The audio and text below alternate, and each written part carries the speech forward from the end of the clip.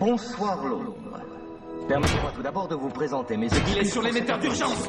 J'aime, comme beaucoup d'entre vous, le confort du train-train quotidien, le sentiment de sécurité et la tranquillité que procure ce qui est familier et répétitif. Bon Dieu. Je les apprécie comme tout un chacun. Mais dans cet esprit de commémoration qui prévoit que les événements importants du passé, habituellement associés à la mort d'un individu ou à la fin de quelque horrible bataille sanguinaire, soient célébrés par de sympathiques congés, j'ai pensé que nous pourrions célébrer ce 5 novembre, jour hélas oublié, en consacrant un court instant de notre vie quotidienne à nous asseoir et à bavarder un peu. Il existe bien sûr des personnes qui ne veulent pas que nous parlions. Laissez-moi réfléchir. Je soupçonne qu'en ce moment même, des ordres sont aboyés dans des téléphones et que des hommes armés vont bientôt se mettre en route. Le chancelier Sittler. Et merde. Pourquoi ?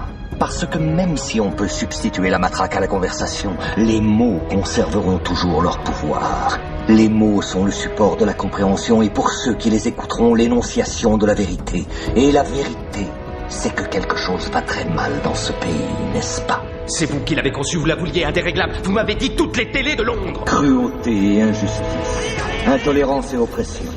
Et là où auparavant vous aviez la liberté de faire des objections, de parler comme bon vous semblait, vous avez maintenant des censeurs et des systèmes de surveillance vous contraignant à la conformité. Des caméras. Et sollicitant. Il nous faut des solutions. caméras. Comment est-ce arrivé ?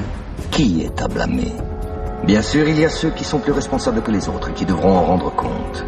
Mais, encore dans un souci de vérité, si vous cherchez le coupable, regardez simplement dans un miroir. Je sais pourquoi vous l'avez fait. Je sais que vous aviez peur. Qui pourrait se vanter du contraire ? Guerre, terreur, maladie. Une myriade de problèmes a contribué à perturber votre jugement et à vous priver de votre bon sens. La peur a pris ce qu'il y avait de meilleur en vous, et dans votre panique, vous vous êtes tourné vers Adam Sutler, aujourd'hui chancelier. Il vous a promis de l'ordre, il vous a promis la paix. Tout ce qu'il a demandé en échange, c'est votre consentement silencieux et docile. Inspecteur, ils vont entrer. La nuit dernière, j'ai cherché à mettre fin à ce silence. La nuit dernière, j'ai détruit le Old Bailey pour rendre la mémoire à ce pays.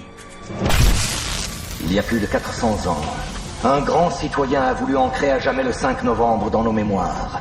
Il espérait rappeler au monde qu'impartialité, justice et liberté sont plus que des mots.